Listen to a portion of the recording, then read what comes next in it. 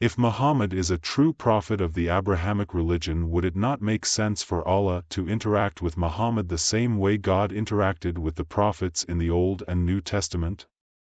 The truth is, if you go to the very beginning of Muhammad's prophethood, you can already see clear red flags. When Muhammad first began to receive revelations, it was in the cave of Hira. In Mizan al-Haq page 344 to 346, Ayesha 36 tells us that, when Muhammad was asked how inspiration came to him, he said, "Sometimes there comes to me as it were the ringing of a bell, and it is very violent upon me. It leaves me, and I recollect what it said. And some lines the angel appears to me like a man and converse with me, and I remember what he says." Ayesha herself adds, "Indeed I have seen him when the inspiration descends upon him on a very cold day and departs from him, and verily his forehead streams with perspiration." Muslim 37 relates the following tradition: whenever inspiration was sent down upon him, the Prophet grew troubled thereat, and his countenance changed. Ibn Ishaq says 38 that, before the revelation first began to descend upon him, Muhammad's friends feared that he was suffering from the evil eye, and that, when it came upon him, almost the same illness attacked him again. What this particular malady was we can perhaps infer from the statements of the traditionists. Ali Halabi, in his Turkish work entitled İnsan el-Uyun, informs us that many people declared that Amina, Muhammad's mother, used a spell in order to recover him from the influence of the evil eye. On the authority of Amr ibn Sharhabil, it is stated that Muhammad said to Khadija, "When I was alone I heard a cry, 'O Muhammad, O Muhammad.'" In tradition, it is stated that he said, "I fear lest I should become a magician, lest one should proclaim me a follower of the jinn," and again, "I fear lest there should be madness, or demoniac possession, in me." After an accession of shivering and shutting his eyes, there used to come over him what resembled a swoon, his face would foam, and he would roar like a young camel. Abu Huraira says, "As for the Apostle of God, when inspiration descended on him, no one could raise his glance to him until the inspiration came to an end." In tradition it is stated that, he was troubled thereat, and his face foamed, and he closed his eyes, and perchance roared like the roaring of the young camel. Umar ibn al-Khattab says, "When inspiration descended on the Apostle of God, there used to be heard near his face as it were the buzzing 39 of bees." When Muhammad first began to receive revelation, it is recorded from Ibn Ishaq that Muhammad was in fear that he was under demonic possession or madness. No prophet of the Bible had this confusion about who they were getting revelation from. That is why I consider this to be one major red flag. Notice how it says that whenever revelation would descend upon him it would make him foam at the mouth and roar like a young camel. Muhammad's even said that it was violent upon him. Very different from how the true prophets of the Bible received inspiration. They were comforted by God and not left in wonder if they were under demonic attack. Just look at the experience Muhammad had with the angel Jibril in the cave of Hira. Sahih al-Bukhari 4953 narrated Aisha, the wife of the Prophet, the commencement of the divine inspiration to Allah's messenger, was in the form of true dreams in his sleep, for he never had a dream but it turned out to be true and clear as the bright daylight. Then he began to like seclusions, so he used to go in seclusion in the cave of Hira, where he used to worship Allah continuously for many nights before going back to his family to take the necessary provision of food for the stay. He come back to his wife, Khadija, again to take his provision of food, likewise. Till one day he received the guidance while he was in the cave of Hira. An angel came to him and asked him to read. Allah's messenger replied, "I do not know how to read." The Prophet added, "Then the angel held me forcibly and pressed me so hard that I felt distressed. Then he released me and again asked me to read, and I replied, I do not know how to read."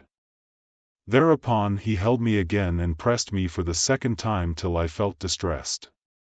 He then released me and asked me to read, but again I replied, I do not know how to read.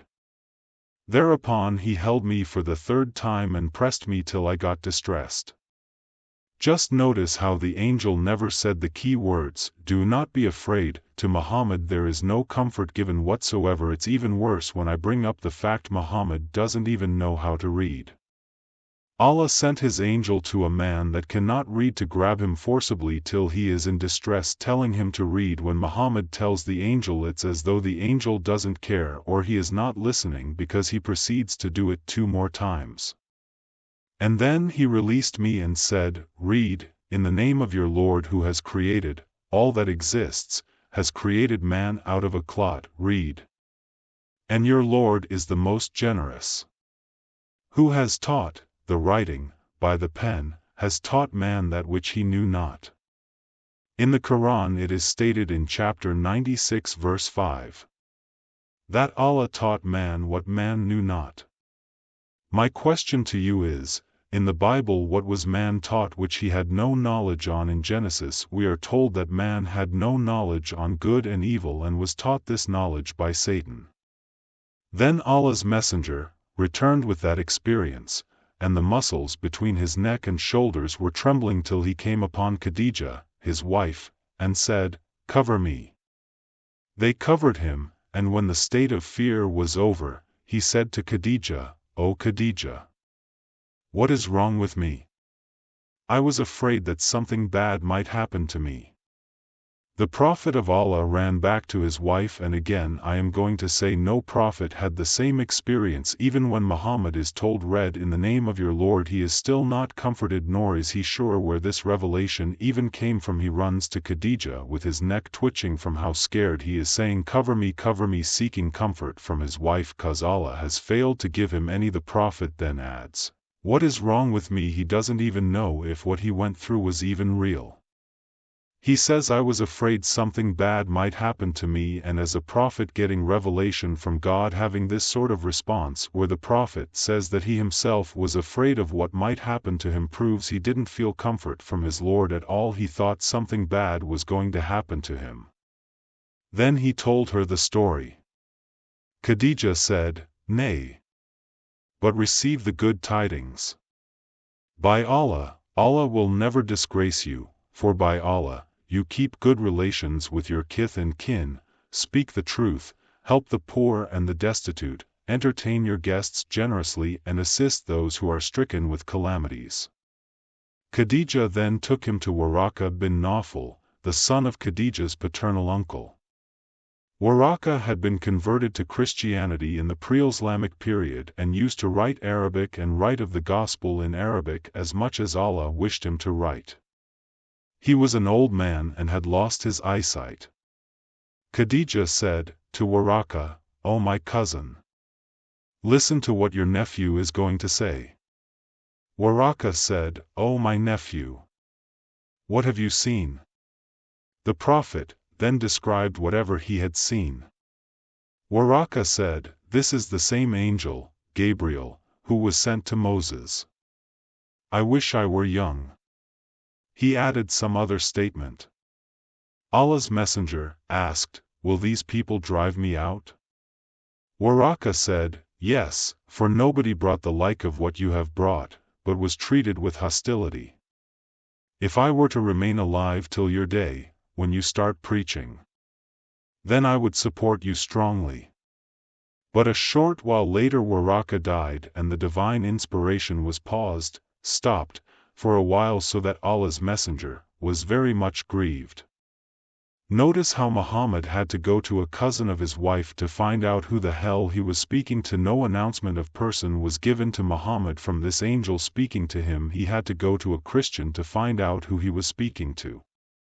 No prophet had to run around and play this game of guess who, cause God informed them who was giving them revelation each and every time, making sure to say, do not be afraid, informing the prophets of the Bible that they are in fact getting revelation from God and not just some demon. Muhammad on the other hand had to go to a Christian who would translate Gospels to find out who gave him revelation in the cave of Hira.